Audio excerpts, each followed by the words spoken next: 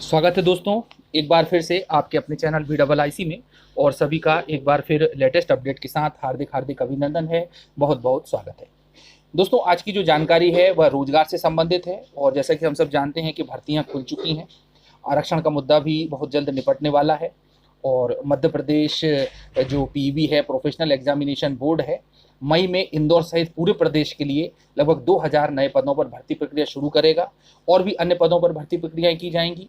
जैसा कि हम सब जानते हैं कि ये शिक्षक भर्ती है और पटवारियों की भर्ती पर भी, जैसा कि अभी आप लोगों ने देखा था कि 2-3 चरणों में एग्ज़ाम लिया जाएगा और पटवारियों की भर्ती की जाएगी काफ़ी बड़ी संख्या में।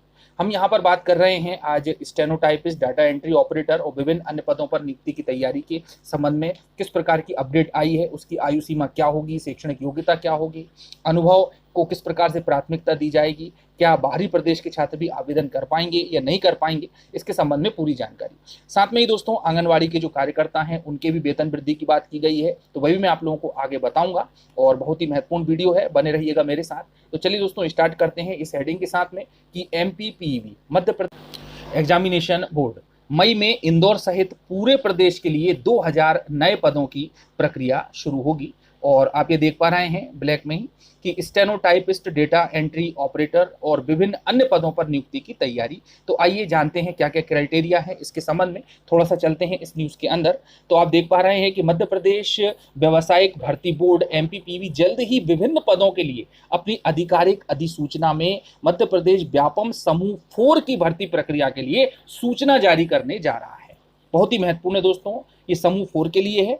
उम्मीदवारों को पद के लिए आवेदन करने से पहले MP व्यापम समूह 4 पात्रता मानदंड परख लेना चाहिए, देख लेना चाहिए। और बोर्ड को स्टेनोटाइपिस्ट, डेटा एंट्री ऑपरेटर और विभिन्न अन्य 2000 पदों के लिए भर्ती आयोजित की जाएगी। ठीक है। अब जो आवेदन करने वाले हैं वो MP व्यापम ग्रुप 4 पात्रता मानदंड उनके क्या क्या रहेंगे, इसके संबंध में हम बात कर लेते हैं। तो सबसे पहले यहाँ पर आप देखें पहला पॉइंट कि आयु सीमा क्या होगी, एज लिमिट।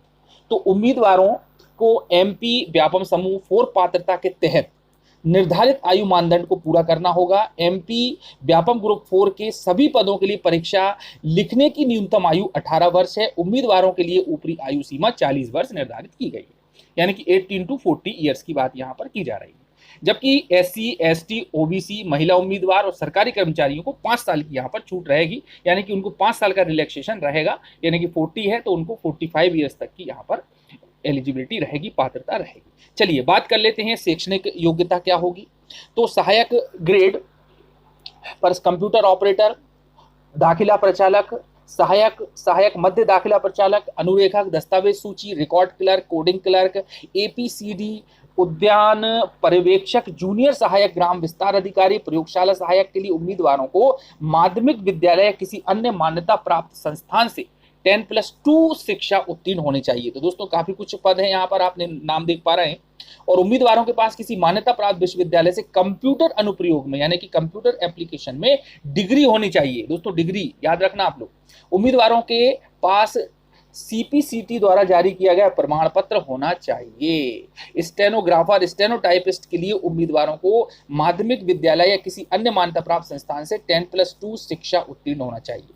उम्मीदवारों के पास किसी मान्यता प्राप्त विद्यालय से कंप्यूटर अनुप्रयोग में डिग्री होना चाहिए। आशुलिपि के लिए उम्मीदवारों की हिंदी या अंग्रेजी में न्यूनतम 100 शब्दों की गति होना चाहिए। लेखन कौशल किसी भी मान्यता प्राप्त संस्थान का परिषद द्वारा सिद्ध किया जाना चाहिए। तो दोस्तों अलग अलग पदों के लिए थोड़ी थोड़ी एलिजिबिलिटी में चेंज है। अब क्या बाहर के प्रदेश के भी इसको लागू मान्य किया जा सकता है, उनको भी मान्य किया जा सकता है, वो भी क्या एलिजिबल हैं?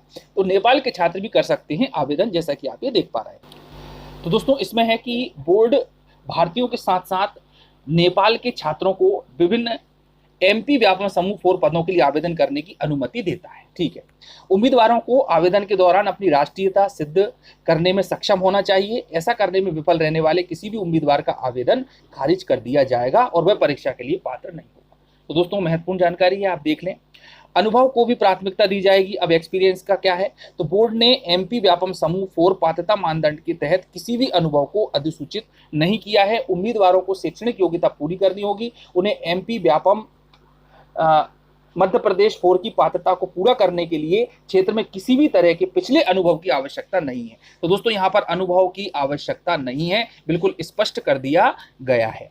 चलिए दोस्तों, ये तो हो गई कि 2000 नए पदों पर, जो कि बहुत सारे पद हैं, है ना, स्टेनोटाइपिस्ट, डाटा एंट्री ऑपरेटर इत्यादि इत्यादि, वहां पर भर्ती के लिए समूह 4 के अंतर्गत आमंत्रित किए जाते हैं आवेदन।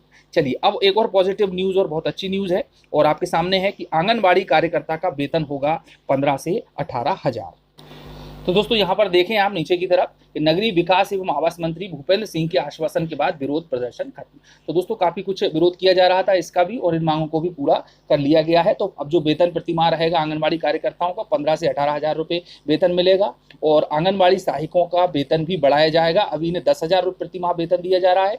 आंगनबाड़ी कार्यकर्ताओं को बस 2018 से काटे जा रहे 1,500 रुपये का भुगतान शुरू किया जाएगा। तब से लेकर अब तक की राशि का भुगतान एरियर्स के साथ किया जाएगा। चलिए दोस्तों, एरियर्स भी मिलेगा उनको। तो इस प्रकार से काफ़ी कुछ अच्छी जानकारी आई है, और साथ में जो अन्य मांग हैं उन पर भी पूरा करने का भरोसा दिलाया है कि आंगनबाड़ी केंद्र का संचालन करने के लिए, है ना, और भवनों का जो किराया है समय पर चुकाया जाएगा। शासकीय भवनों में खुलने वाले केंद्रों के मासिक खर्चे का भुगतान कराया जाएगा। शासकीय कामकाज के चलते कार्यकर्ताओं को जनपद जिले तक आने जाने का खर्च भुगतान होगा।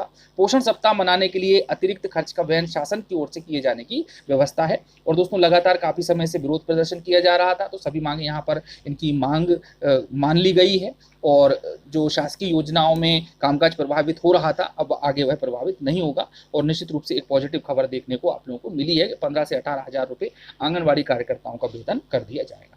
तो दोस्तों दो बहुत ही महत्वपूर्ण जानकारियाँ थी, पॉजिटिव जानकारियाँ थी, जैसे कि मैंने आप लोगों को बताया है कि किस प्रकार से पीबी के द्वारा विभिन्न पदों पर भर्ती का विज्ञापन जारी है 4th समूह का, और साथ में आंगनबाड़ी कार्यकर्ताओं से संबंधित भी लेटेस्ट अपडेट थी। तो दोस्तों मिलते हैं फिर से नई जानकारी के साथ, और इसी प्रकार की खबरें पाने के लिए आप लोग चैनल को सब्सक्राइब जरूर कर लें। धन्यवाद। जय हिंद, जय भारत।